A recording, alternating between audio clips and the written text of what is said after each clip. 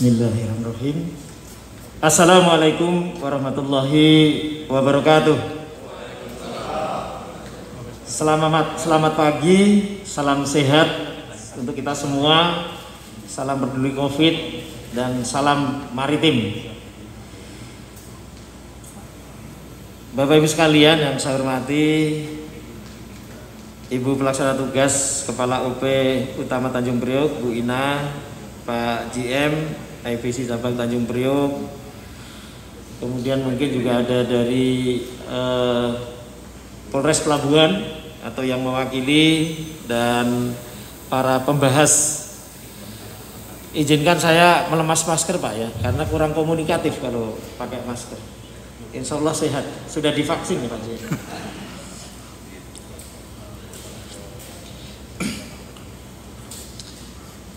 Para pembahas yang saya hormati dari Aptrindo, kemudian dari DPW APBMI, Bang Adil, kemudian teman-teman dari Purwami, Mas Ridwan, kemudian juga para steering komite yang sudah menyiapkan acara yang cukup bagus ini ya, karena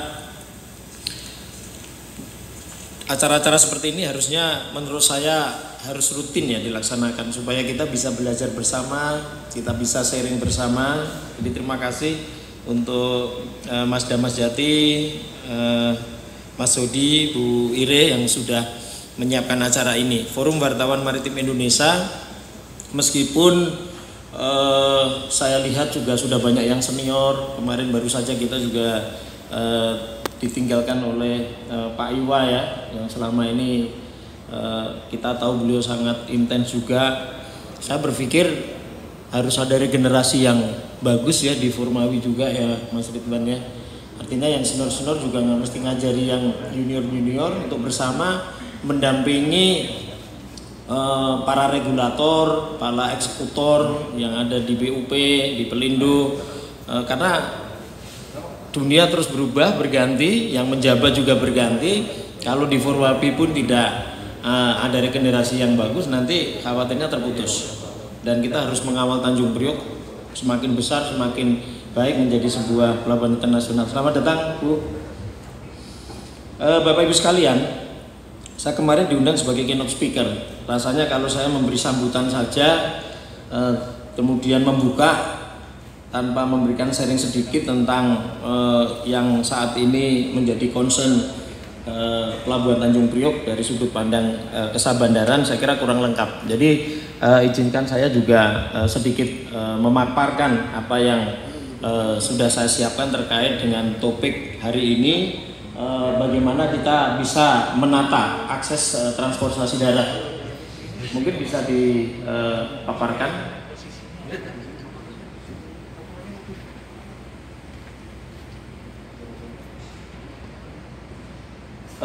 Bapak Ibu sekalian yang saya hormati, tentunya kita bersyukur hari ini kita diberikan kesehatan, suatu anugerah dari Allah SWT yang luar biasa Pak.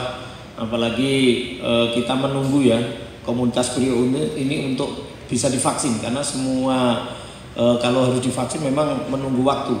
Kalau di BUMN sudah semua ya Pak JM ya, masih nunggu juga kan.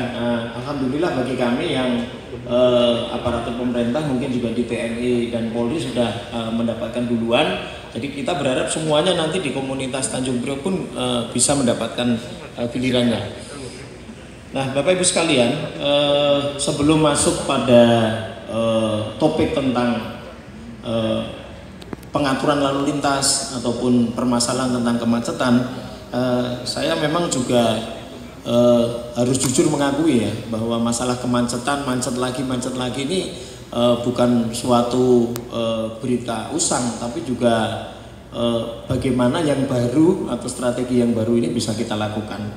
Saya memulai dari optimisme Pelabuhan Tanjung Priok sampai dengan Januari Februari 2021. Nah, kalau kita lihat bahwa di Januari Februari 2021 ini untuk kapal yang keluar itu mencapai dalam catatan kami di Inapodnet itu mencapai 1.202 di bulan Januari, dan di Februari itu 1.122 kapal. Jadi total rata-rata per bulannya kurang lebih hampir sekitar 1.150 sekian. Nah ini khusus untuk kapal asingnya relatif stabil. Kalau kita lihat 252 di bulan Januari, kemudian 253 di bulan Februari. Ini menunjukkan bahwa kapal asing ini cenderung melayani liner dengan konsisten, ya, dengan konsisten. Kemudian dari data kapal tiba di bulan Januari Februari 2021 itu di bulan Januari itu 912 kapal untuk kapal Indonesia, kemudian 842 untuk kapal Indonesia di bulan Februari. Kemudian untuk kapal asing tadi sudah disebutkan 252 di bulan Januari dan 253 di bulan Februari. Kalau dilihat dari gross tonnya di bulan Januari ini yang lebih dari 500 gross ton itu ada 886 kapal, dan Februari 873. Sementara yang kurang dari 500 gross ton itu ada 278 kapal, dan Februari 223 sipolnya. Nah, kemudian bisa lanjut Mas. Lanjut. Nah, kalau kita bandingkan di 2015 sampai 2020 per Desember yang kemarin kami catat di Inapodnet, ini kalau kita lihat akibat dampak dari COVID-19 ini tentunya memang ada penurunan, ya. Kalau kita dilihat di 2018 masih tinggi, 2019 turun, ya. Kemudian di 2020 turun sedikit.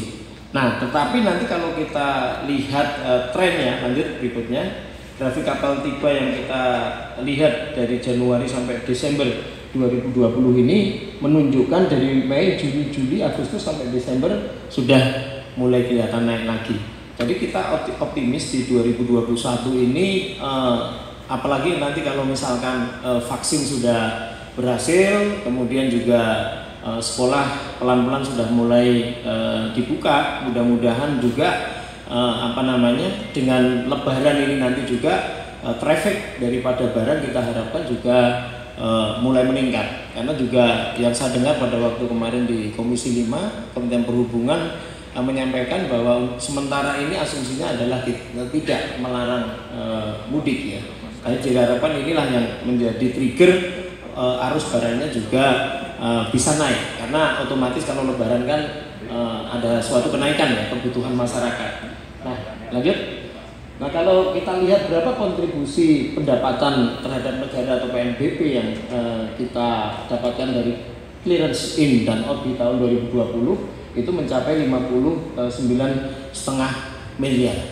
Ya, ini belum termasuk yang diterima di PUP, ya. Kalau ini kan murni penerimaan negara bukan pajak. Tapi ini kita harapkan juga kembalinya adalah bagaimana pelayanannya kita ke depan itu bisa lebih bagus. Tentunya saya di Sabandar, Bu Ina yang di OP ini selalu berusaha meng-create apa yang ke depan bisa kita ambil solusi melalui kegiatan dan anggaran yang ada di Sabandar maupun di Priok untuk bisa mensupport, mendukung dari sisi regulator kepada Badan Usaha Pelabuhan, dalam ini rekan-rekan di Pelindo 2. Next.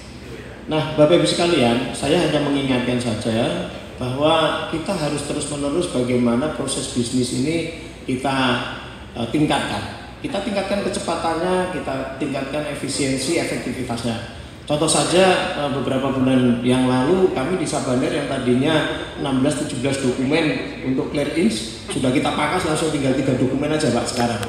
Ya, sebetulnya saya mau menghapuskan semuanya biar kayak di Singapura gitu Pak Adil. Tetapi masalahnya kesiapan juga teman-teman di pusat, khususnya di tempatnya Pak Hirmanta sekarang ini di Ditkapel, apakah sertifikat kapal itu sudah bisa terdeteksi dengan barcode atau dengan QR code?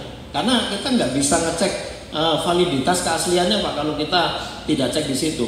Karena bagaimanapun juga kalau fraud terhadap kapalnya, apalagi dokumennya, nanti agak sulit ya kita mempertanggungjawabkan dari sisi asuransi dan sebagainya.